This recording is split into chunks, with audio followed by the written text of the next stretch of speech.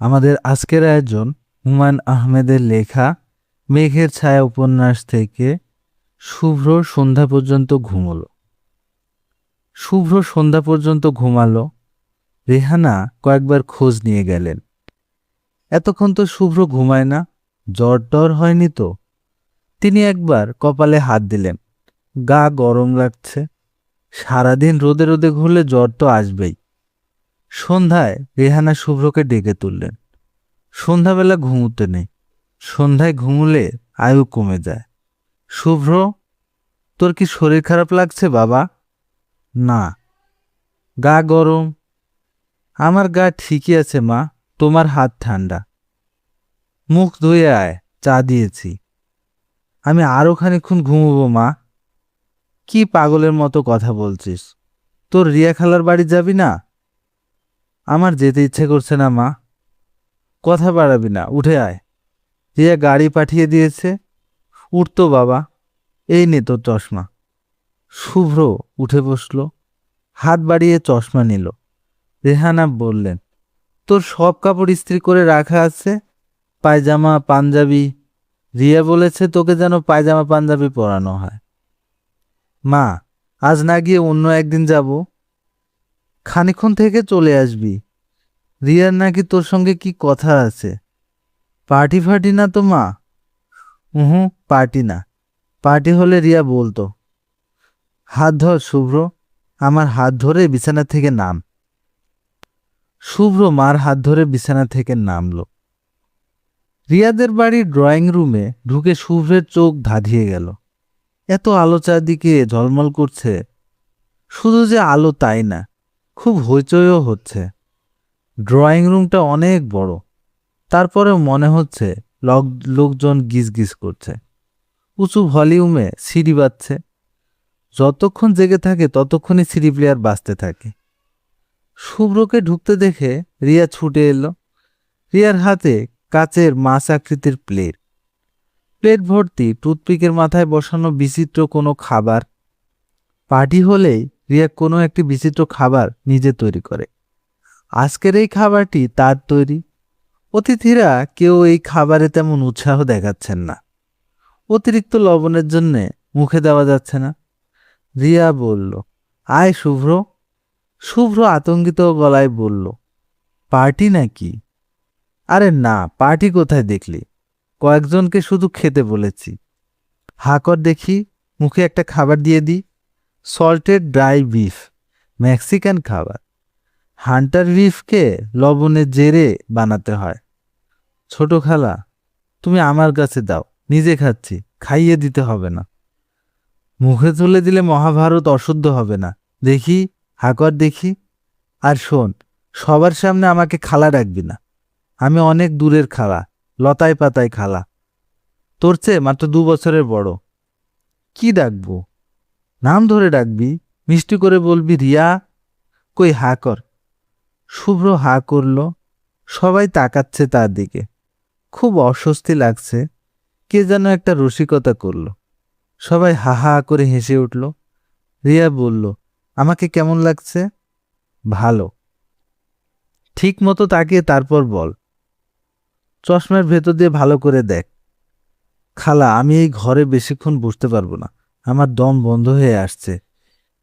এ ঘরে তোকে বেশিক্ষণ বসতে হবে না, তোকে অন্য ঘরে নিয়ে যাচ্ছি।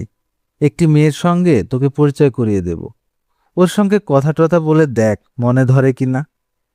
1 বছরের জন্য তোকে নাকি বাইরে পাঠিয়ে দিচ্ছে। মেয়েটাকে যদি মনে ধরে ওকে নিয়ে যা। তার আগে আয়, তোকে সবার সঙ্গে পরিচয় করিয়ে দিই। রিয়া শুভ্রের হাত ধরে ঘরের মাঝখানে নিয়ে এলো। রিয়া উঁচু গলায় বলল, অ্যাটেনশন প্লিজ। আমি এই পৃথিবীর সবচেয়ে রূপবান ছেলেটির সঙ্গে আপনাদের পরিচয় করিয়ে দিচ্ছি। এই ছেলে আমাকে খালা ডাকে, যদিও আমি তার খালা নই। এই ছেলে তার জীবনে কোনো পরীক্ষায় প্রথম ছাড়া দ্বিতীয় হয়নি। কোনো পরীক্ষায় সেকেন্ড হলে কেমন লাগে, সেই অভিজ্ঞতা এই ছেলের নেই। এর নাম শুভ্র। রিয়ার কথা শেষ হবার আগেই মোটামতো এক ভদ্রলোক বললেন, শুভ্র ভাই, এদিকে আসুন, আপনার পায়ের ধুলা দিয়ে যান, আমার কপালে মাখি। সবাই আবারও হাহা করে হেসে উঠল। রিয়া বলল, ফরিদ সাহেব, শুভ্রকে নিয়ে হাসি তামাশা করবেন না। ও খুবই সেনসিটিভ। ছেলেবেলায় কেউ ওকে কিছু বললে দৌড়ে নিজের ঘরে ঢুকে দরজা বন্ধ করে কাঁদত। এখন হয়তো এরকম করে না। শুভ্র, তুই কি এখনো কাঁদিস? শুভ্র বলল, এখন কাঁদি না, এখন হাসি। শুভ্র, তাহলে হাসতে হাসতে পাশের ঘরে চলে যা। ওই ঘরে তোর জন্য একটা সারপ্রাইজ আছে। ডিনার রাত 10টার আগে দেওয়া হবে না। ঘরের কোনো রান্না হয়নি, খাবার বাইরে থেকে আসবে। ফরিদ আনন্দের নিঃশ্বাস ফেলে বলল, বাসলাম। আপনার হান্টার ফিশ খেয়ে আতঙ্কের মধ্যে ছিলাম। সবাই আবারও হাসল। রিয়ার মুখ হাসি হাসি। পার্টি জমে গেছে। একবার এমন হয় পার্টি জমতে চায় না। হইচই হয়, খাওয়া দাওয়া সবই হয়, তারপরেও পার্টিতে প্রাণ প্রতিষ্ঠা হয় না। পার্টি শেষ হলে খুব ক্লান্ত লাগে। আবার কোনো কোনো দিন হুট করে পার্টি জমে যায়। কেউ পার্টি ছেড়ে উঠতে চায় না। সামান্যতেই সবাই হেসে গড়াগড়ি করে। রিয়া আজ মনে প্রাণে চাচ্ছে পার্টি জমে উঠুক, খুব ভালো করে জমুক। রাত 1টা বেজে যাবে, কেউ বুঝতেও পারবে না এত রাত হয়েছে। কেউ আগে আগে চলে যেতে চাইবে না। কেউ বলবে না, সরি, বেশিক্ষণ থাকতে পারবো না, আমার জরুরি কাজ আছে, আমাকে বিদায় দিতে হবে। খুব এনজয় করেছি। রিয়াকেই বলতে হবে, অ্যাটেনশন প্লিজ, দয়া করে আপনারা গাত্রখান করুন। রাত 1টা বেজে গেছে। তবে যাবার আগে একটি গুড নিউজ শুনে যান। গুড নিউজটি শুভ্র সম্পর্কে। হ্যাঁ, রিয়া বিদেশি গল্প উপন্যাসের মতো ব্যাপারটা করতে চায়। পার্টিতে এঙ্গেজমেন্ট ডিক্লারেশন করার মতো ঘটনা ঘটাতে চায়। ইয়াজউদ্দিন সাহেব রিয়াকে অনুমতি দিয়েছেন। মেয়েটি সম্পর্কে আসল জায়গা থেকে গ্রিন সিগন্যাল পাওয়া গেছে। শুভ্র কি করবে না করবে তা নির্ভর করছে ইয়াজউদ্দিন সাহেবের উপর, শুভ্রের উপর না। তবে ইয়াজউদ্দিন অত্যন্ত বুদ্ধিমান। শুভ্রকে তিনি ব্যাপারটা বুঝতে দেবেন না। শুভ্র জানে না যে তার বাবা মেয়েটির সঙ্গে অনেকবার কথা বলেছেন। মেয়েটির পরিবারের সম্পর্কে খোঁজ খবর নেওয়া হয়েছে। ইয়াজউদ্দিন সাহেবের কথা মতোই আজকে এই পার্টির আয়োজন করা হয়েছে। বাইরে থেকে যে খাবার আসার কথা তার ব্যবস্থাও ইয়াজউদ্দিন সাহেবের করা। রিয়া শুভ্রকে ড্রয়িং রুমের লাগোয়া একটা ঘরে নিয়ে গেল। ছেলে মানুষই খুশি খুশি গলায় বলল, শুভ্র, সোফায় যে তরুণটি বসে আছে তুই তার সঙ্গে কথা টথা বল।